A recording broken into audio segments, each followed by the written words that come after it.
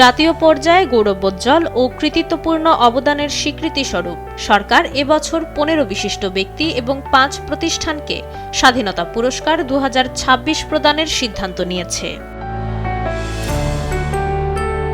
এবছর স্বাধীনতা, গণতন্ত্র ও নারী শিক্ষাসহ দেশ গঠনের সার্বিক অবদানের জন্য সাবেক প্রধানমন্ত্রী বেগম খালেদা জিয়াকে মরণোত্তর স্বাধীনতা পুরস্কারে ভূষিত করা হয়েছে।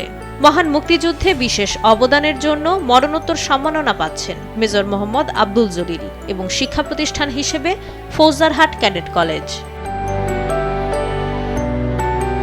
বিজ্ঞান ও প্রযুক্তিতে অনন্য অবদানের জন্য পুরস্কার পাচ্ছেন অধ্যাপক ডক্টর জহুরুল করিম।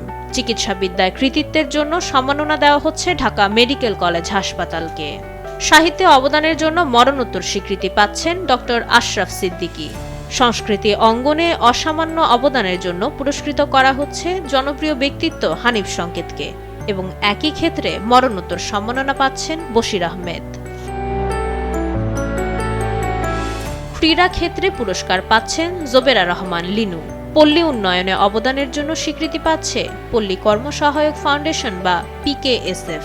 সমাজসেবা ও জনসেবায় অনন্য অবদানের জন্য মরণোত্তর স্বীকৃতি পাচ্ছেন doctor Zafrullah Chowdhury, Maherin Chowdhury, SOS children's village international in Bangladesh, Mohammad Saidul Haque এবং গণস্বাস্থ্য কেন্দ্র।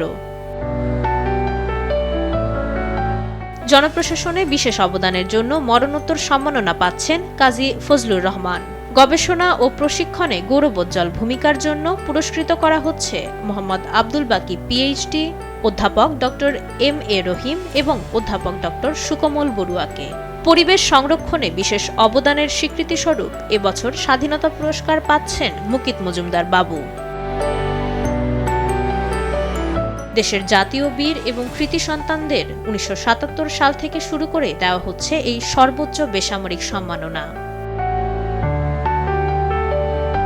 মাইশা মালিহা, সময়ের আলো।